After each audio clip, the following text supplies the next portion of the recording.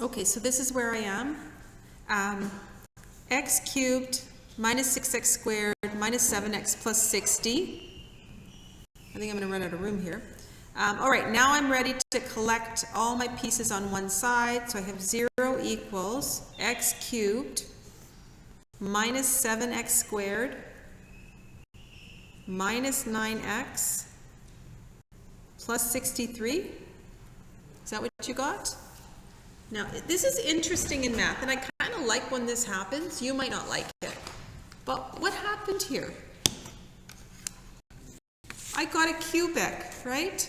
So there's a reason that we did the units in the order we did them in a way, right? Our second chapter was polynomials, right?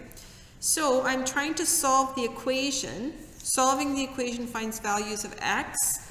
The only way I can solve a cubic, then I know if to factor cubic is long division, right, or synthetic. So here we go. It's like 2 questions in one, right? So have you forgotten your cubic skills? Yeah, how do I start? Okay, so I'm going to have to move on another paper. So this is where I am so far. Okay, who remembers where to start this? Yeah, factors of 63. So A could be, what, 1, 3, 7, 9, 21, or 63? Let's hope it's 1. Okay, so 1 cubed minus 7 minus 9 plus 63. No, that's not it. That's not equal to 0. 7? Does 7 work? Okay. Because I don't think minus 1 will work either. It's too small. It has to be. Let's try 3. 3 cubed minus 7 times 9 minus 27 plus 63. So at 27 minus 63, yeah, that works, right? The 63's cancel and 27. Okay, so A can equal 3. There might be another value too. 7 might work, Adam. So let's try this. 3, 1 minus 7 minus 9. How many people, just out of curiosity here, it's a small group, but how many people realized at this stage that it was factoring a cubic? When you got here, that you had to factor a cubic? You did? Okay. Ryan? Did you just stop here, or you didn't get this far? I didn't do it. Oh, you didn't do it. Dennis, did you get this far? No? Okay. You might not have had time. Okay.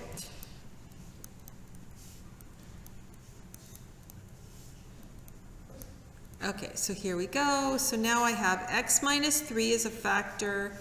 X squared minus 4x minus 21 is another factor. Can I factor further? Minus 7 plus 3. Okay, so in the end, let's see, that's how you solve this equation, right? We're solving it algebraically. We weren't told to graph it, so that's good. So in the end, I have 0 equals x minus 3, x plus 3, and x minus 7. So that means that x can equal 3 or negative 3 or positive 7, and none of them are non-permissibles, so that's it.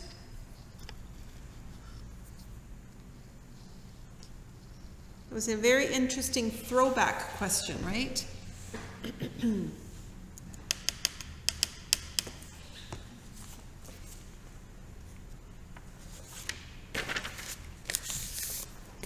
Nothing is ever forgotten in math.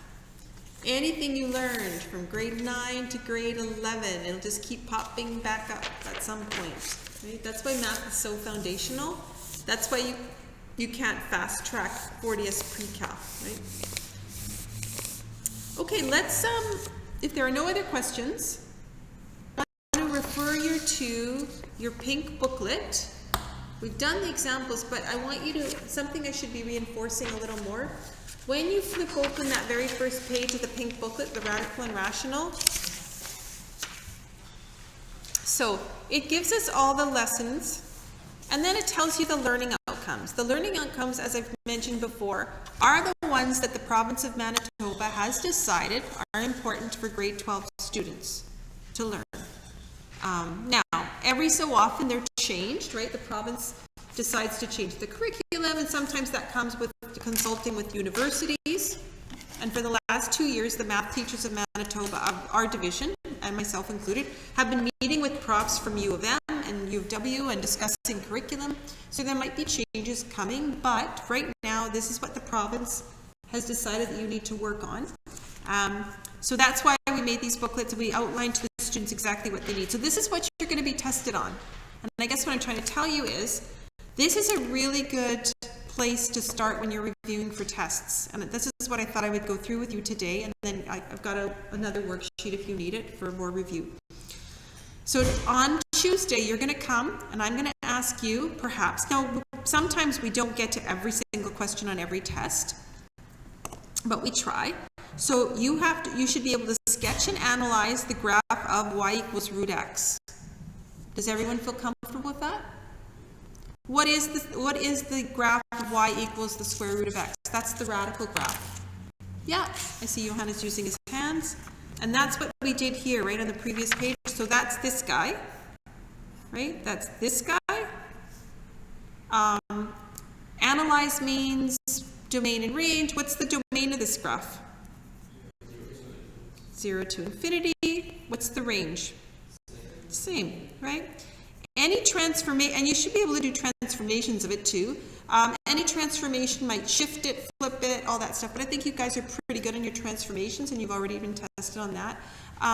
What do I use as critical points of this graph? And most of you seem to as well. Key points or critical points. What are the critical points of this graph? 0, 0, 1, 1, and 4, 2. Someone give me one more critical point.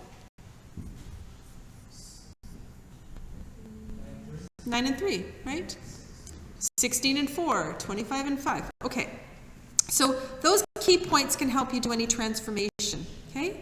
This one, I'm going to just move down here for a sec. Sketch the graph of the root of f of x given the graph of any function. Now this is where on that sheet that I handed you last week for hand-in, this is where people, I think, were a little shaky. So this is when I give you, here, I'm going to do this for you. I'm going to say that this is your graph of y equals f of x. And I'm actually going to give you this point. I'm going to say it's negative 2, and this point is 2, we'll say. Okay? If I give you this as I'll give you a linear as an f of x, and then I ask you to do this, I want you to graph that. What are you going to do to this? Or how would you do this? Cancel the bottom like we did before. Find our zeros and ones. Maybe I should change this to 1. That might be a little easier. Find my 0 and 1, right? Find another point, like an easy point, and drop it down a bit, right? And then do that. Okay? So is everyone comfortable with that? Now, sometimes they're a little weirder, right? Sometimes they're like, maybe they're, I don't know, they might look like this. The same rules apply. All the pieces hanging below the x-axis will disappear. If this is f of x, my square root of f of x, and I find where, if 1 is here, for example, I find my values where the graph is equal to 1 and to 0. If this value is over 1, it's going to actually become depressed. So you're going to end up with a kind of a more squashed little bubble, right? You'll have that. And then once again, you'll have this piece will look something like that, right? Okay, one more. What if I gave you, if I just said sketch y equals the square root of x plus 5. How would you handle that? Yeah, so you actually have 2 ways to do this now in your toolkit of math operations. You could say, you could graph the linear function, right? You could graph x plus 5, which would look like this, agreed? So this is the graph of y equals x plus 5. That's what you were just saying, right, Johannes? Then this disappears, I plot this point as invariant, I find my other invariant point, and I do this. Agreed? What's your other way of approaching this graph? Well, this is, I probably do, yeah, sorry, mapping, that's what I meant, yeah. Using transformations, right? The other way to do it is, you recognize, hey, this is just parent graph, y equals root x, shifted 5 left. Agreed? So what would you do? You would do mapping, right, Johannes? You would take your 0, 0, 1, 1, 4, 2, and shifted 5 left. That means the x gets 5, x minus 5, y stay the same. So I have minus 5, minus 4, minus 1, 0, 1, 2. Then I would map, right? Negative 5, 0. That's exactly where this point is. Negative 4, 1. That's where this point is. Negative 1, 2. That's where that point is. And then you would draw your thing. Can you see it's the same graph? Two different approaches. The reason you have two different approaches is because you're in grade 12 pre-cal now and you've been exposed to more methods. So you can either look at whatever's under the root sign or under the radical sign, graph that, and then do your square root procedure, or you can do a transformational approach, right? This approach is probably nicer if you're told to, like you were on that hand in, if when I give you something like this, x squared plus 6, for example, right? You probably want to, I mean, you could do mapping too, but you'd have to do a quadratic. We haven't spent tons of time. I would probably graph the, maybe I'll do a minus 6. I would probably graph the quadratic like that, right? Y equals x squared minus 6, and then do my square root function thing, right? But I want you to keep back your mind, everything that you learn, it's not in opposition to what you've previously learned. It's actually just another method to do it, right? So now you've got two ways to approach anything with square roots. Okay, yeah. This one? Oh, the domain. Okay, so I would have to give you whatever this x-intercept would be. Let's say negative 4, and let's say it's 0, right? No, actually it would probably touch down here, right? Here. How about I do a different one for you? I think you want something different. Do you want something like this? Like that? Yeah, okay. So then my square root graph, these guys stay the same, right? So even if it bubbles out a little on top, it's still starting from the same position.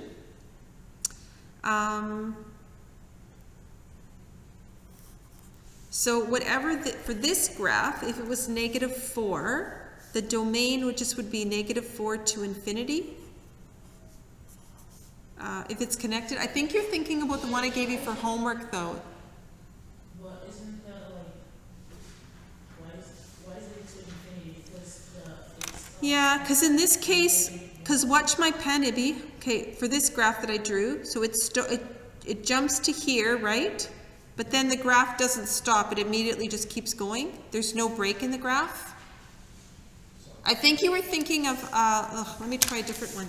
I think you're thinking of one that we did for homework. It might have looked more like this. Correct me if I'm wrong.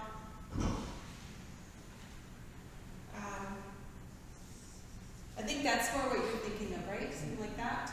So if that's what I end up with my square root graph, let's say this is, and then this is negative 1.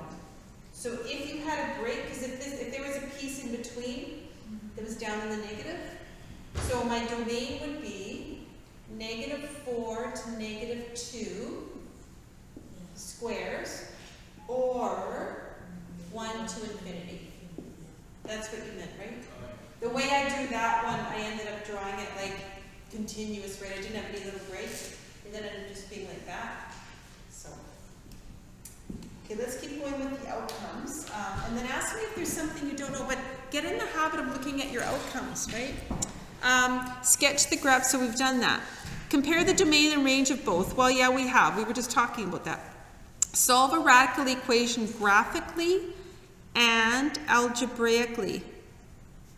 Could you guys solve a radical equation graphically? How do you solve an equation graphically?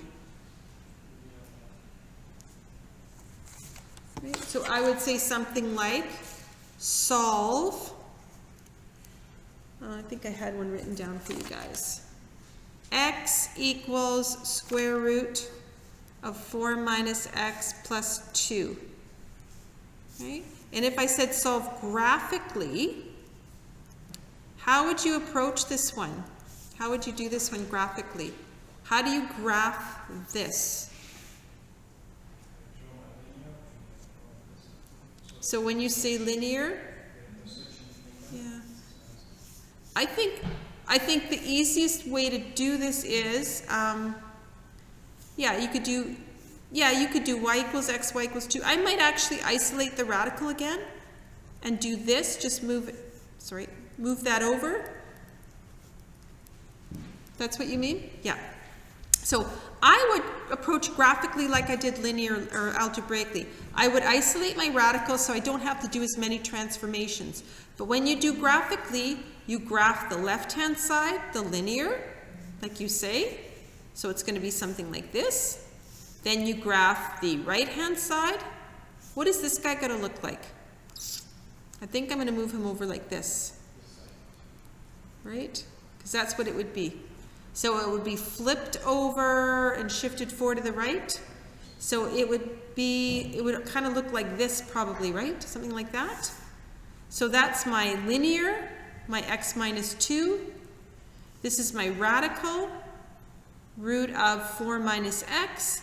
And where is the solution to this? The intersection.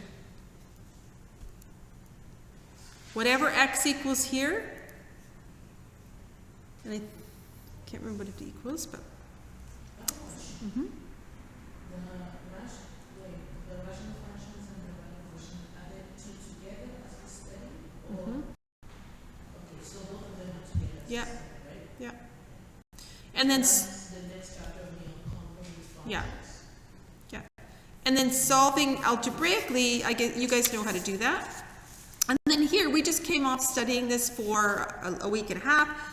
From what I understand, you guys are pretty good at this. What are some of the characteristics of rational functions? Asymptotes. Holes. And just like any graph, always we're concerned with domain and range and intercepts, right? Intercepts are the big one. And then can you sketch the graph of a radical, okay, a rational? And I should also say solve rationals, right? Solve rational functions. We just came off doing that algebraically.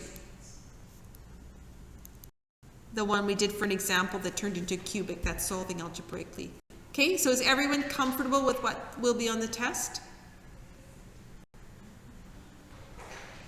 You know what's going to be on the test then, right, at least? So I've got another short little hand in. I am going to run down just to see if my graph paper arrived, so I can give you graph paper. Because I didn't include grids, just to make it a little shorter process. So here's some more questions. So it's got some.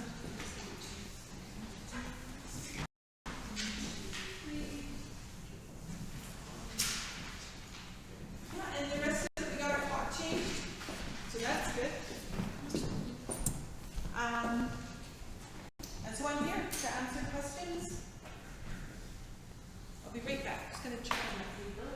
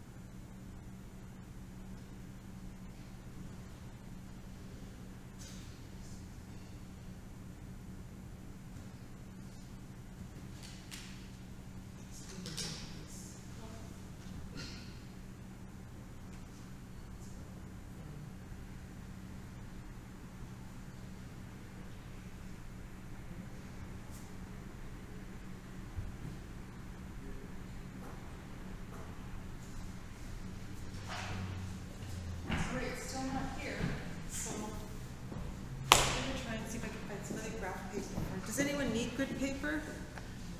Yeah. See what I can find.